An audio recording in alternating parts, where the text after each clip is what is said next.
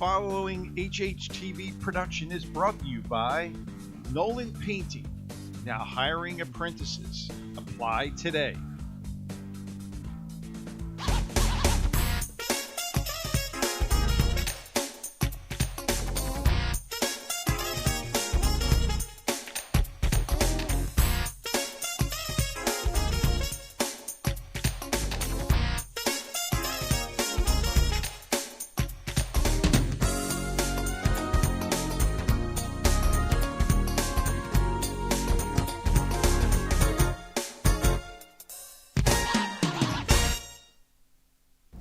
Hello and welcome to the first Under the Hat episode of this new semester. I'm Charlie Schultz.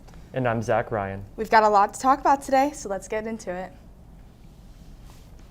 Class of 2022, this is the second chance to buy your student activity card. The cost is $70. The last day to purchase the activity card is February 25th. Reminder that your activity fee gets you discounts on prom tickets, end of the year events, as well as the senior gift. Students, reminder to continue to use hats appropriately and be mindful of the clear expectations shared. If you are moving, you need to have documentation, a red pass or a yellow pass. Reminder of attendance guidelines for this new semester. Be here on time. Girls STEAM is hosting a speaker this coming Tuesday in the library during HATS. Dr. Emily Kunkel is a fourth-year surgery resident at Lincoln and will be talking about her path to medical school and what it's like at this point in her career. She will also be live streaming into the library. All students are welcome and are encouraged to attend. If interested, you need to plan to stay for at least A and B. Pizza will be provided. Be sure to sign up in FlexTime Manager as soon as possible. A representative from the U.S. Marines will be visiting on February 11th at 10:50 in the SSC. This is open to all grades if interested. Please join us in the SSC. The first Students Against Destructive Decisions meeting will take place today during 3B and 3C in F206. Sign out in FlexTime Manager. With Valentine's Day on Monday, it's not too late to show your love to a friend or significant other. You can buy a singogram for your special someone, stop by the Women's Ensemble table outside the cafeteria during lunches to purchase a singogram for $3. February is Black History Month. Coming in the following weeks, HH has two events coming up to celebrate the occasion.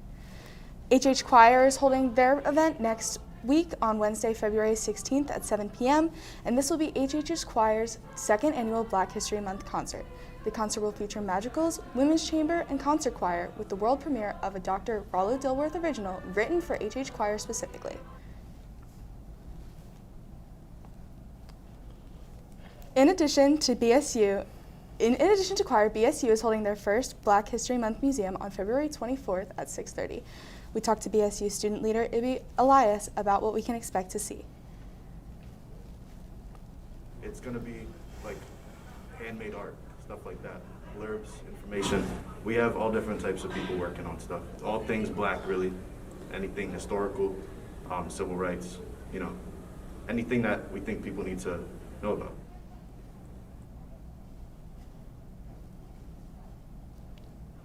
Tickets will be on sale at the door for $5. Come out and support. Now it's time to focus on what really matters, Red and Black. For those of you who don't know, freshmen, Red and Black is a friendly competition held throughout the week with the student body broken up into two teams, the Red team and the Black team. Zach sat down with this year's general to get an inside scoop of this year's events. Next week is HH's annual Red and Black Week. From the in-school events to the epic gym night, this time is always exciting for everyone. The team generals this year are Lydia Nolan and Sophia Leah for the Red team, and Cole Fisher and Alice Hall for the Black team. This year, the generals are attempting to bring Red and Black back to normalcy from the COVID-19 pandemic.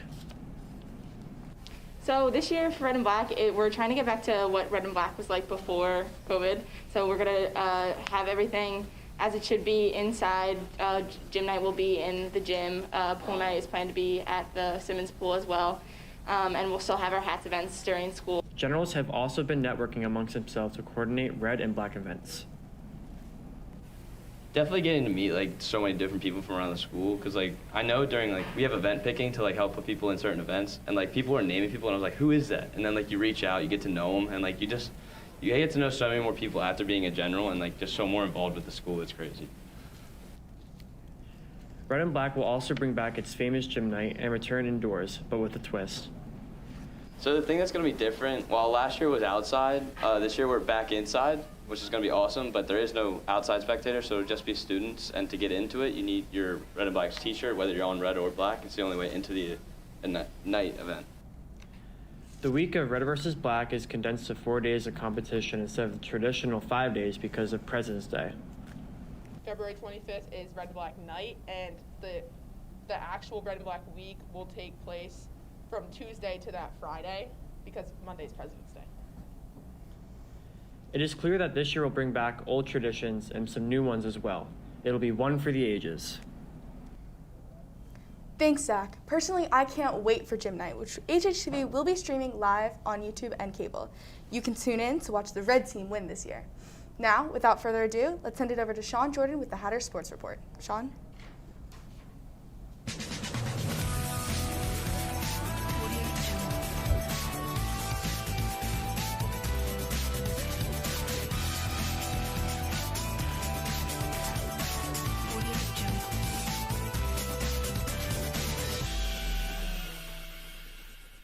Hello, and welcome to this installment of the Under the Hat Sports Report. I'm Sean Jordan, and the winter sports season is winding down.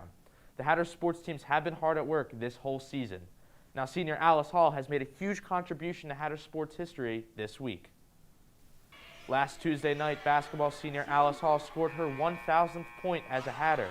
Hall sank the ball just as the buzzer went off for halftime, taking her place in the 1,000-point club.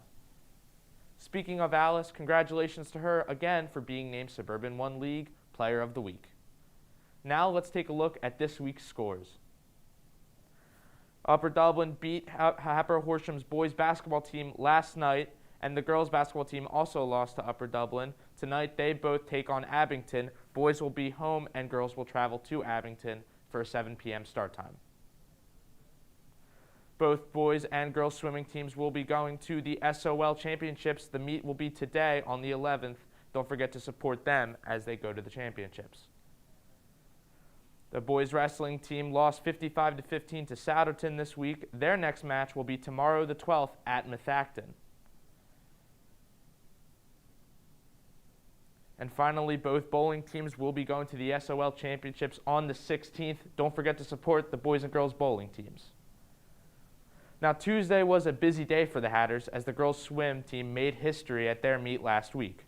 Our own Jack Steinberg talked to the girls' free relay team that broke the HH team record. Last Tuesday, the 10-0 Lady Hatter swim team made history when they broke a Simmons pool record previously held by Upper Dublin. Seniors Sarah Bazoma and Vivi Vergara, as well as juniors Catherine Gia and Sarah Parker, boasted a time of 3 minutes and 35 seconds during the 400-yard freestyle relay.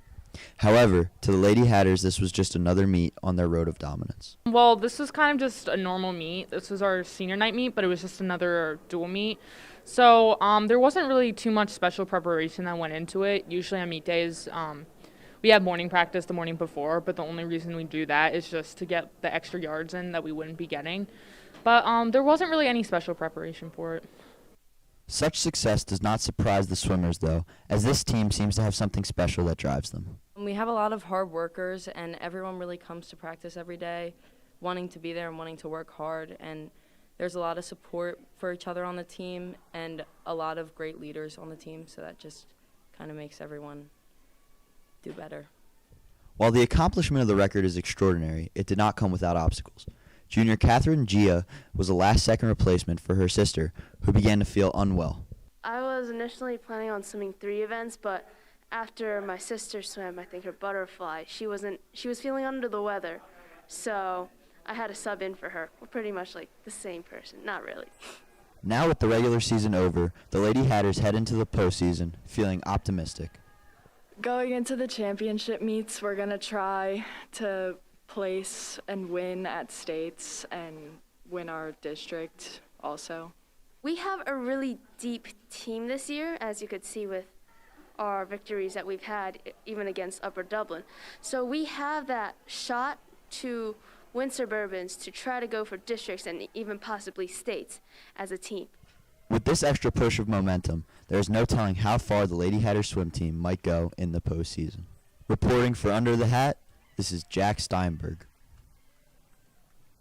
Special thanks to Jack Steinberg for that awesome segment with the girls swim team, and make sure to support our Hatter sports teams that have made it to the postseason. Well, that just about does it for this edition of the Under the Hat Sports Report. I'm Sean Jordan, and back to the news desk. Thanks, Sean. And congrats to Alice Hall and the girls relay team. Now, let's send it over to Colin Burns and Aaron Beck with a special Valentine's Day entertainment episode. I have a feeling this would be truly putting you in a loving mood.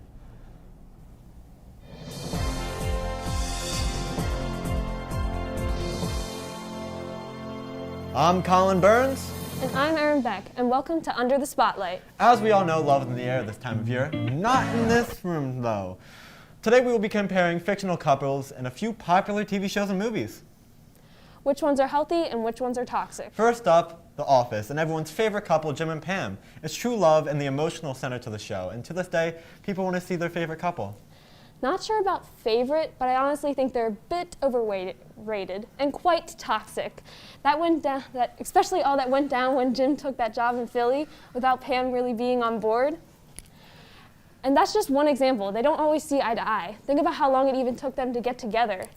Not the healthiest, especially compared to another couple in the show. Wait, who? Don't tell me you're thinking about Dwight and Angela. Yes, Dwight and Angela. Sure, they are both damaged people at the least, but there's more chemistry, more compatibility. After all, opposites attract. Well, they were a train wreck, and they really didn't connect until the end of the show. Exactly, it's realistic and exciting, unlike the bland Jim and Pam pairing. Well, hot take. Well, let's move on, Miss Love Expert. So, what is the healthier one of Harley Quinn's relationships, with Poison Ivy or the Joker? Poison Ivy and Harley all the way. Agreed. There's no toxic relationship that can ever top Harley Quinn and the Joker. They're just the worst. Toxic chemicals, verbal abuse, psychological abuse. Every way, it's a bad pairing, and it's passionate, but it's just so unhealthy.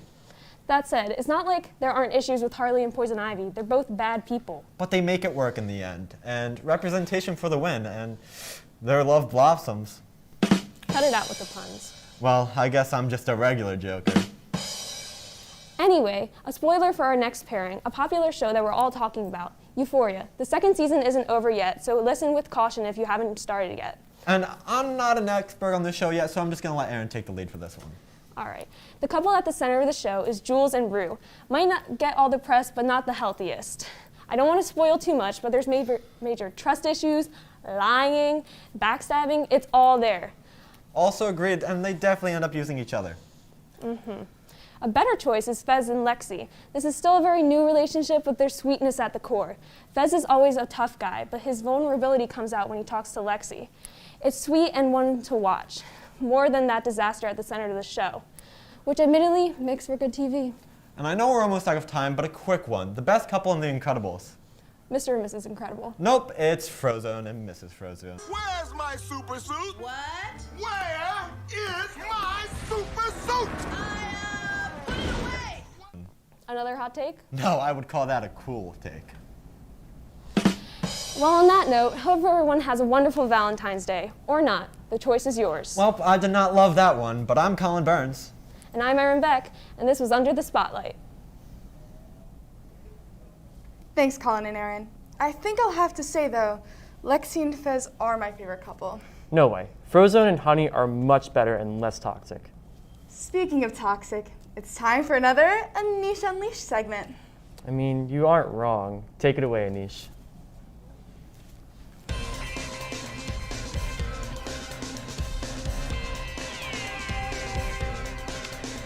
Hello HH! Today we are going to be doing some Would You Rather questions. It is the start of second semester. I don't know why I said that, that's completely irrelevant. I'm excited to see what questions the Hatters will have and what questions I will ask them. Let's get to it! Niche. Would you rather live without elbows or knees? Probably elbows, because if someone picks me off, at least I can run after them. With knees. Is that a good one? I don't know. Or I could knee someone.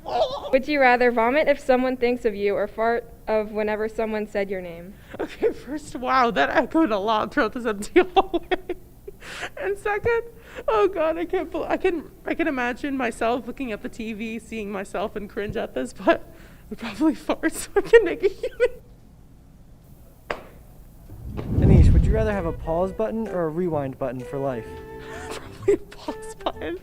So a little bit of context. When me and Zach were at, where was it again? McGurk's. We were at McGurk's one time, and Zach started dancing, and I think if I send the picture to Cynthia, she can include it here. That is my reaction to seeing Zach dance for the first time. I think I need that rewind button now. No. We need a pause button, so when Zach tries to dance more, I can block. I am here with one of my favorite teachers, Mr. Burchick, and I'm clearly his favorite student. Sure. King of sarcasm right here. Alrighty, ask me a would you rather question. Would you rather in the next year find true love or win the lottery? Oh my god, I'm gonna win the lottery. I'm sorry, I need to pay for college somehow. Fair enough. And that is it for today. I don't know why. I just love these chairs so much. That is it for this week's Anish Unleashed. I hope you guys all enjoyed, and I'll see you later. Woo! So, Zach, would you rather watch Under the Hat or watch Under the Hat? Was that even a question? I guess not. Well, I don't want to hear about this weekend's weather.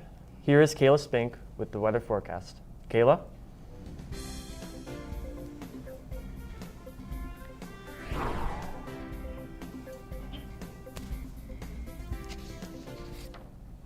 Thanks, guys.